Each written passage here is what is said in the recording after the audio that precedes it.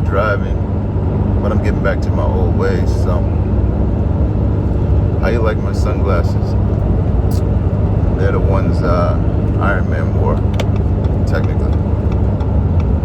So I'm listening to one of my favorite songs, and it talks about, it says a line, some people think it's supposed to hurt, like is it putting you first could never be real, or something like that, about love, and how, I guess, my understanding of women that I've dealt with wanting to be put first. And I had a moment right then, and I'm thinking, I do put my women first. I think the issue is once you put somebody first on one thing, say I'm gonna put you first, I'm gonna make sure you've got proper housing, roof over your head, steady vehicle, food, freedom, money to buy what you want to buy. So I put you first in all these categories, and in my particular situation, I've knocked off all these things off the list. I feel like that you're first in all these things, in a lot of things, and then on the one topic that we can't decide on, maybe you're not first in that topic. Maybe that's something that I need for me, being that we all are individuals and we have to look out for ourselves.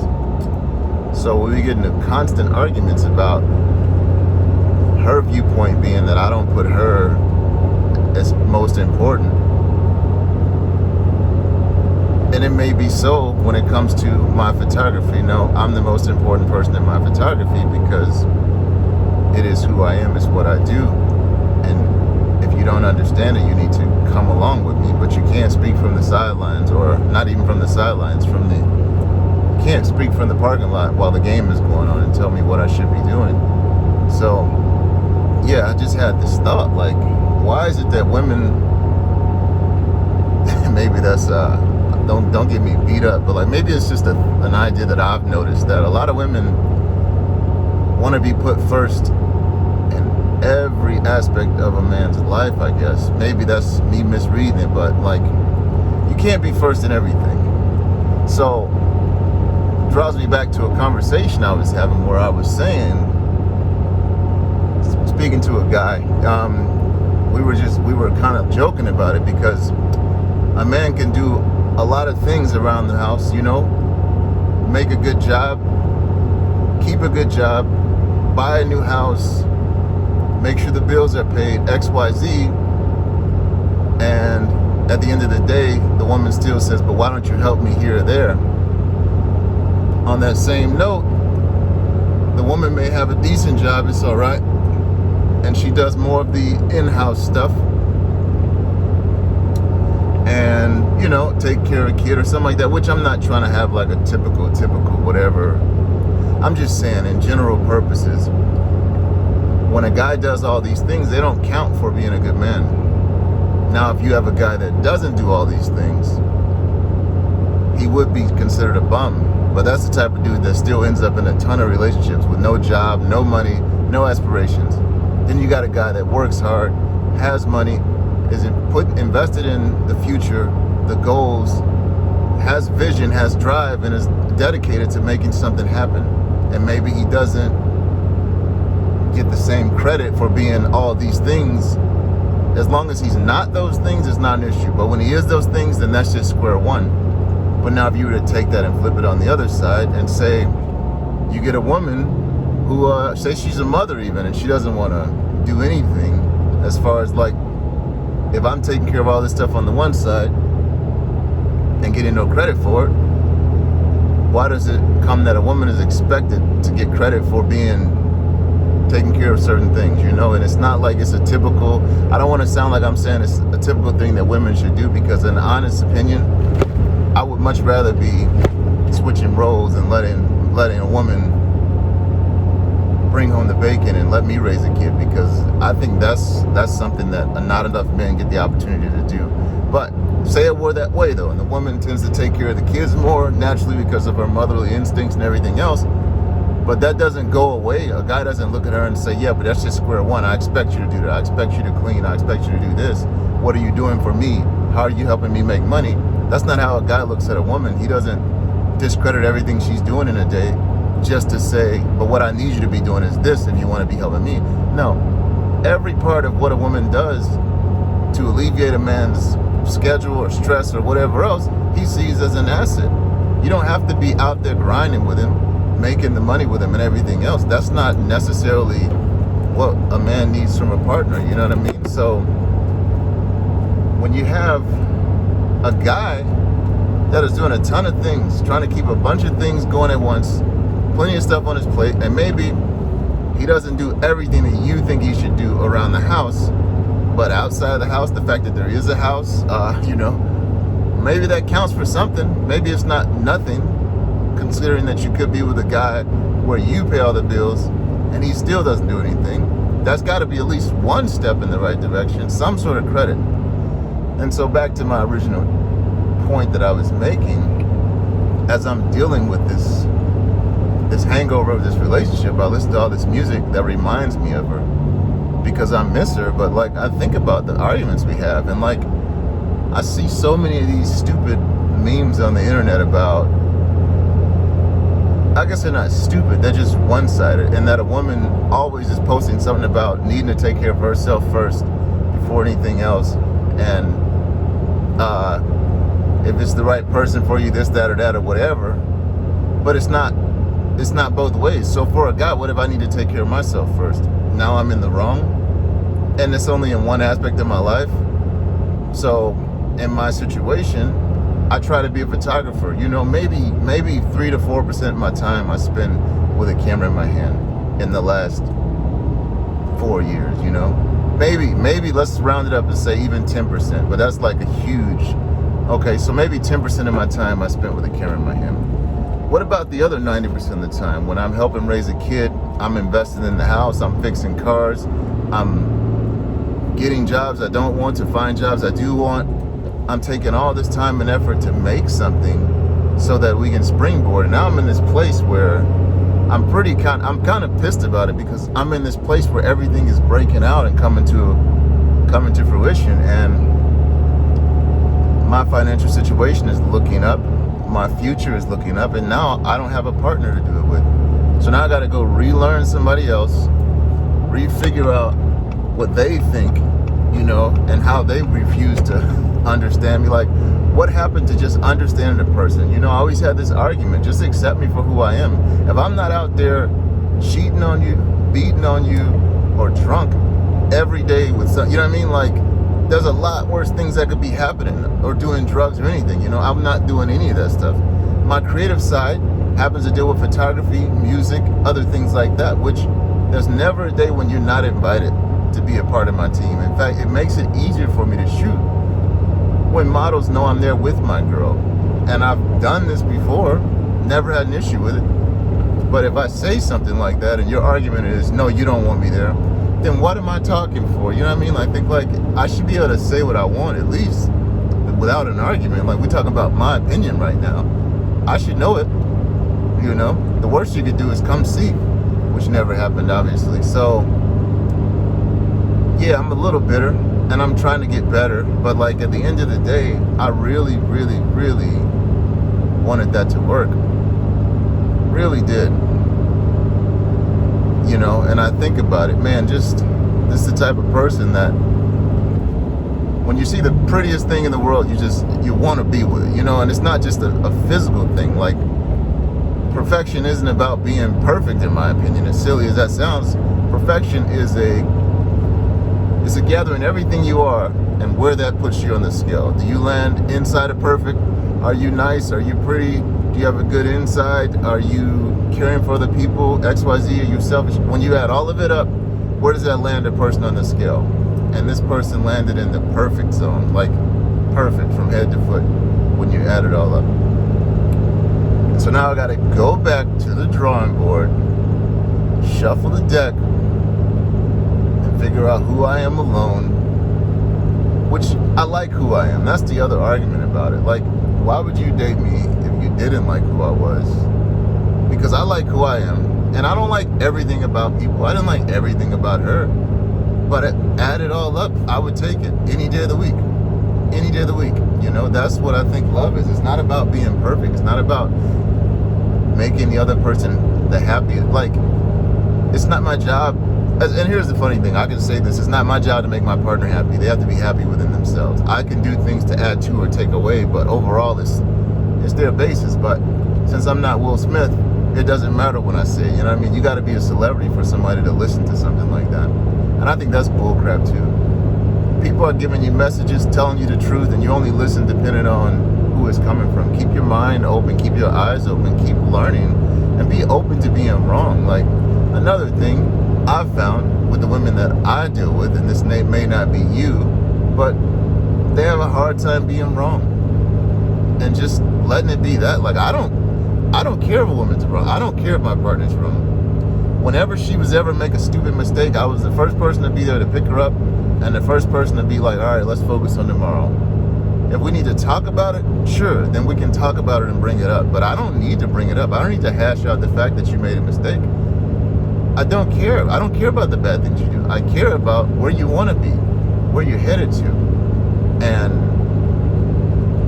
getting there is the only thing that matters. Like, the journey is going to be up and down, but knowing where you're headed to, knowing where you want to be, that's all I see in a person is their potential. I don't see how you fail. I don't care about that. And you can fail. It's okay. So I'm here, again, on the men from being basically told over and over again how crappy of a person I am because I don't do things the way I'm supposed to do things. Not that I'm doing anything wrong. It's just not the way she grew up. She's from another country. So we can be different. Loving and accepting somebody doesn't mean changing them. So I guess that's my overall question is when is understanding and communication going to be the actual goal? You know what I mean? Like, my goal in getting to know somebody is understanding how they tick. I want to know if I push this button, I don't push buttons on purpose, but if I push this button, how are you going to respond? And when I figure that out, I lock it in and I remember it. So when you're out in public and somebody pushes that button, or vice versa, I can be there to support you the way you want to go with it. And then, on the other hand of it, when we do have issues, I want to be able to talk about it, square it away, and understand moving forward, if we should have this issue, how can we better get through it faster? Because I don't want to be in conflict with you. I want to be in harmony with you. I want to be making music, and love and such. But maybe that's just me being simple, thinking life could be simple. So, again, it's been good to be talking back to y'all. I haven't been on this video thing for a minute, but I'm trying to get back. I just turned 35 a couple weeks ago. It was crappy. I mean, it was all right. It wasn't my best birthday, but I was blessed to have another birthday. I'm in a situation where I'm growing. I've reconnected with my daughter, which is pretty cool, I would say. You know what I mean? Like, that's a huge thing. So, I'm just trying to get by and accepting the fact that, I would much rather be in the next step of my life. But if I sit here and focus on the next step of my life and not focus on the blessings that I have right now, because I'm currently in a very blessed position, I can sit here and wish I was somewhere else. But that's kind of like me. I don't wish it was cold when it's summertime. I don't wish it was hot when it's wintertime. I don't sit there wishing it was something it wasn't. If it's warm out, it's wintertime, or it's warm out and it's summertime, then I'm going to put the windows down. It's supposed to be hot out. This is beach weather. In the wintertime, it's going to be cold out. I want to be cold in the winter and warm in the summer. I don't wish it was less or more. I don't wish it was not raining when it is raining. It is what it is, and I want it to be that. Just the same way I'm in a situation where I'm technically homeless, but not really, and I'm technically blessed for it. I get to spend so much time with my mom now. I mean, if you understand, it's like I pay the rent there, but it's not where I live. I don't live anywhere, so I'm just kind of living out of a suitcase there. But it's fortunate because I get to take care of her hands-on, which I've wanted to do for years, but only been able to support her from afar. So I get to be a blessing in that way. And yeah, I don't know. I really know that y'all need to pray for me that I get this situation figured out in my financials, because it could mean I stop working for other people and start working for myself. And I wouldn't be able to do that if it wasn't for the world shutting down due to crazy COVID, which is another thing. 2020 is a blessing if you look at it. And I know there's a lot of harsh things that have happened, but it can be a blessing if you look at it the right way. I've had the fortune of being in this position since May, because 2020 shut everything down. And some people didn't have that fortune. Some people, things got really hard. So I'm not wishing or hoping things will be different, hoping for something better. I'm accepting what I have now, which I didn't expect it to be this, but it is what it is. And I'm going to be grateful for whatever situation is put at my feet and work with it. So I'm going to try and be back on this thing more often now that I have a lot more free time. And I would love to hear people's thoughts or comments about the silliness that I think, because I know it may sound silly, but it makes sense to me. Otherwise, I'm currently headed to a photo shoot in Charleston. I think Charleston. Something like that. I don't know. Yeah, so I'm on the road again. I need to sit still more, but I get so bored. You don't understand. I mean, if you know me, you know how bored I get. And I'm literally in the middle of doing 4 things. I'm currently studying the stock market. I'm learning Russian. I'm learning new songs on the guitar. I'm working on my fitness. I'm working on my video editing. Getting back in touch with photography. And still I find that I'm bored a lot of the time. And I switch through my hobbies over and over again. And that's people always ask me, how come you have so many skills? You can do everything. And I just say yeah, I just have a lot of time on my hands. I sit around by myself, more than the average person, I would guess, because most people are skilled. Oh, and that's another thing. I've been working on my whiskey, my bourbon tasting and understanding, which that's one that that's one that'll catch you every now and then. You gotta be careful with that one. But yeah, I've been blessed. I've been really blessed with the ability to craft all these skills with no stress of a day job right now. And I don't know what to tell you, but the Lord is looking out for me. And they won't always be like this, So I'm going to try to take this sweet opportunity and capitalize on it so that I can do something, hopefully, to make my future a little brighter.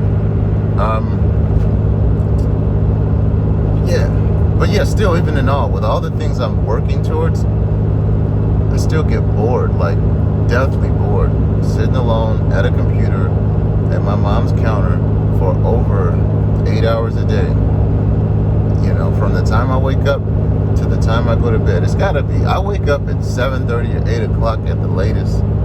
I get up, get on the computer, and I'm around that same general area until, that's crazy, I'm there until about at least midnight, sometimes 2 to 3 in the morning. Like on a Friday, I'm there till 2 in the morning, because I know I don't have nothing going on Saturday, except for today. I'm driving to meet up with a model and another photographer, create something dope. So, yeah, other than that, I mean, I could continue to go on about the blessings I've had this COVID season. I got to meet my niece and my nephew in Colorado. That was cool. That was really cool. That little girl, stole my heart. I'm moving to Colorado, y'all. Yep.